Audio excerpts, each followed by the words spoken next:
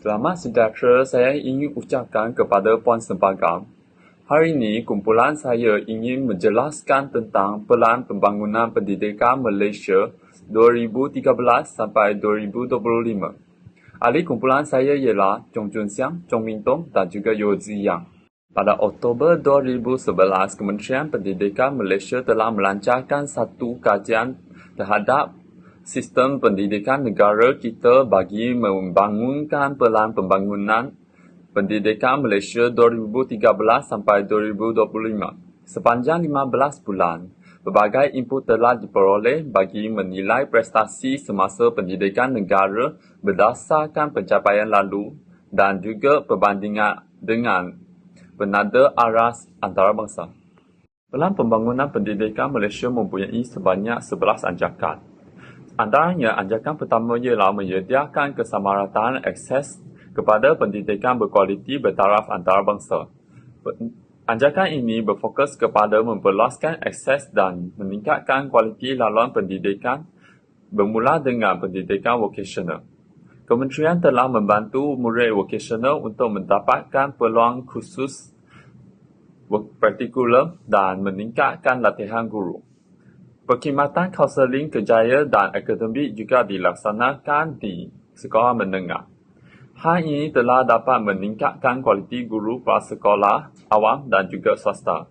Sebagai contoh, guru prasekolah diwajibkan untuk mempunyai sekurang-kurangnya diploma pendidikan awal kanak-kanak.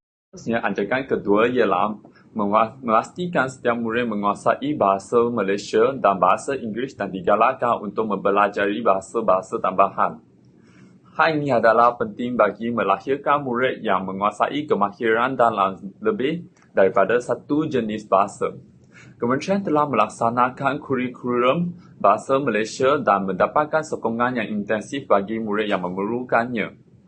Kementerian juga meningkatkan kemahiran guru bahasa Inggeris dan menggalakkan setiap murid untuk mempelajari bahasa tambahan menjelang 2025. Bagi mencapai anjakan ini, semua guru haruslah menguasai bahasa Inggeris dan juga bahasa Malaysia dengan lebih baik. Terusnya, anjakan yang ketiga ialah melahirkan rakyat yang menghayati nilai. Kementerian ingin membangunkan murid secara holistik dengan mengukuhkan keperluan penyertaan murid dalam satu sukan, satu kelab dan juga satu badan beruniform. Selain itu, Kementerian juga mengukuhkan pendidikan agama Islam dan juga pendidikan moral dengan lebih tumpuan kepada perpaduan dan juga memupukkan persefahaman yang erat antara murid. Oleh itu, guru haruslah dijadikan sebagai suri teladan untuk menunjukkan akhlak, integriti dan disiplin yang tinggi bagi mencapaikan anjakan ini. Selain itu, guru juga perlu memberikan perhatian kepada pembentukan karakter murid semasa di sekolah. Baik, saya akan beralih kepada anjakan yang keempat, iaitu mentransformasi profesion keguruan menjadi profesion pilihan. Jadi, anjakan ini membawa masuk menjadikan kerjaya guru lebih profesional dan mempunyai latihan serta sokongan. Jadi, untuk matlamat, anjakan ini adalah meningkatkan kualiti guru supaya PDP lebih berkesan dan murid lebih mudah faham. Jadi, untuk cara pelaksanaan bagi anjakan keempat, iaitu pemilihan dan pengambilan guru. Jadi, anjakan ini telah memberikan implikasi kepada guru, iaitu kualiti PDP meningkatkan. Jadi, saya akan beralih kepada anjakan yang kelima, iaitu memastikan kepimpinan berprestasi tinggi ditempatkan di setiap sekolah. Jadi, anjakan ini telah membawa masuk setiap sekolah perlu dipimpin oleh seorang guru besar yang berprestasi tinggi supaya hala tuju sekolah lebih jelas dan kualiti PDP ditingkatkan. Bagi cara pelaksanaan untuk anjakan ini adalah pemilihan dan penempatan pemimpin yang profesional. Jadi, anjakan ini telah membawa implikasi kepada guru, iaitu membinakan budaya kerja yang secara profesional. Jadi, saya akan beralih kepada anjakan yang keenam, iaitu mengupayakan JPN, PPD dan sekolah untuk menyediakan penyelesaian berasaskan keperluan. Jadi, anjakan ini telah membawa masuk beri kuasa kepada JPN dan PPD serta sekolah untuk membuat penyelesaian ikut keperluan sekolah kerana setiap sekolah ada masalah yang berbeza. Hal ini dikatakan demikian kerana anjakan ini telah membolehkan sekolah dapat bantuan yang lebih cepat dan sesuai dengan masalah sebenar. Untuk cara pelaksanaan bagi anjakan ini iaitu kena pasti keperluan sekolah berasaskan data. Jadi anjakan ini telah memberikan implikasi kepada guru iaitu guru dapat membuat pengajaran lebih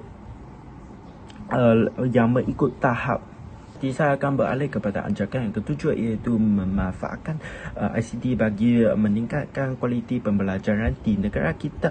Jadi anjakan ini adalah membawa maksud menggunakan ICT iaitu teknologi dalam proses pengajaran supaya boleh menjadikan pembelajaran lebih berkualiti dan ini dapat membantu murid belajar dengan cara yang lebih mudah dan lebih mudah faham. Jadi untuk cara pelaksanaan bagi anjakan ini adalah sediakan platform pembelajaran digital seperti Google Classroom dan implikasi anjakan ini telah memberikan implikasi kepada guru iaitu guru dapat merancangkan PDP dengan ICT yang sesuai. Okey, sekarang saya akan teruskan dengan anjakan ke-8 iaitu transformasi kebolehan dan keupayaan penyampaian kementerian. Anjakan ini memperkukuh keupayaan kepimpinan bagi 150 hingga 200 jawatan kepimpinan utama mulai 2013. Kajian profil kompetensi dan pelan penggantian dibangunkan untuk memilih individu yang berkemahiran tinggi sebenar-benarnya. Jadi ini telah membuktikan bahawa pengawal dinaikkan pangkat bukan berdasarkan tempoh perkhidmatan, manakala akan berdasarkan prestasi dan kompetensi. Implikasi kepada guru berjiwa pendidik yang pertama ialah peluang kenaikan pangkat berdasarkan prestasi. Guru yang berprestasi tinggi dan menunjukkan kepimpinan cemerlang berpeluang naik pangkat dengan lebih cepat. Anjakan ke-9 iaitu bekerjasama dengan ibu bapa, komuniti dan sektor swasta secara meluas. Peranan ibu bapa memainkan peranan untuk membantu pembelajaran murid dengan akses dalam talian terhadap kemajuan anak melalui sistem analisis peperiksaan sekolah iaitu SAPS. Peranan komuniti pula iaitu membantu pelajar yang kurang berkemampuan dengan menyediakan bantuan kewangan dan sokongan pendidikan. Yang ketiga iaitu sektor swasta yang memperluaskan model sekolah amanah kepada 500 menjelang 2025. Implikasi kepada guru berjiwa pendidikan. Yang pertama iaitu meningkatkan kerjasama dengan ibu bapa dalam pembelajaran murid. Contohnya guru membimbing ibu bapa dalam menggunakan SAPS untuk memantau prestasi anak dan memberikan sokongan pembelajaran di rumah. Memaksimumkan keberhasilan murid bagi setiap ringgit. Kerajaan mengaitkan setiap program kepada keberhasilan murid yang jelas dan merasional program berimpak rendah pada setiap tahun. Kerajaan Pendidikan Malaysia berusaha memaksimumkan nilai ringgit dan juga mengaitkan setiap program kepada keberhasilan murid yang jelas dan merasionalisasi program berimpak rendah pada setiap tahun. Pada masa yang sama, ini juga memanfaatkan peluang kecekapan dengan mengagihkan peruntukan kepada bidang paling penting seperti peningkatan kemahiran dan latihan guru. Kerajaan berusaha memanfaatkan peluang meningkatkan efisiensi dengan mengagihkan peruntukan kepada bidang yang paling kritikal seperti peningkatan kemahiran dan latihan guru. Implikasi kepada guru berjiwa pendidikan yang pertama iaitu mengoptimumkan sumber pendidikan dalam PDP.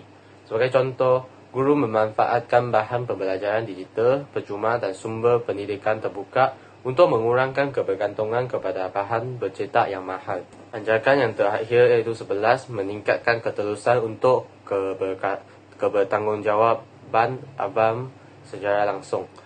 Yang anjakan ini menerbitkan laporan tahunan awam tentang kemajuan sasaran dan inisiatif pelan pembangunan pendidikan Malaysia mulai 2013.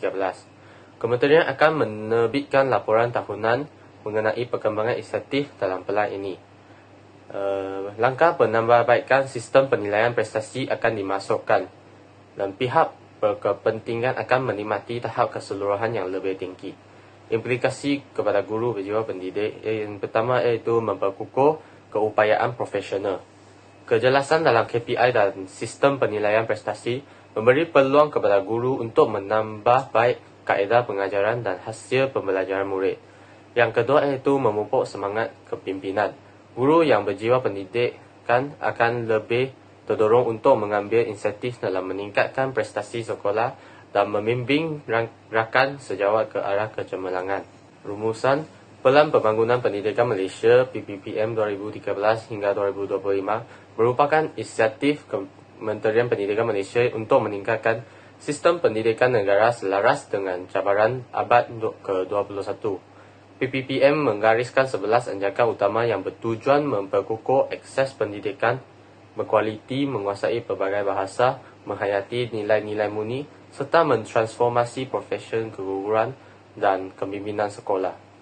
Guru memainkan peranan penting dalam melaksanakan PPPM dengan meningkatkan kemahiran teknologi, memupuk identiti nasional dalam kalangan murid, mengamalkan budaya kecemerlangan profesional serta menjadi teladan yang baik. Seterusnya iaitu kesimpulannya ke-11 ajakan dalam Pelan Pembangunan Pendidikan Malaysia 2013 hingga 2025 merupakan pelan transformasi menyeluruh untuk memperkukuhkan sistem pendidikan negara dari segi akses, kualiti dan perpaduan.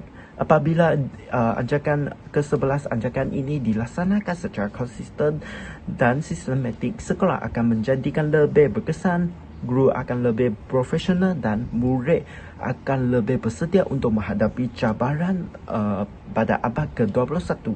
Oleh itu, kejayaan ke-11 anjakan amat bergantung kepada komitmen bersepadu semua pihak iaitu Kementerian Pendidikan Malaysia, JPM, PPD dan sebagainya untuk melaksanakan penambahbaikan secara berterusan untuk memastikan kemajadian murid secara holistik. Sekian, terima kasih.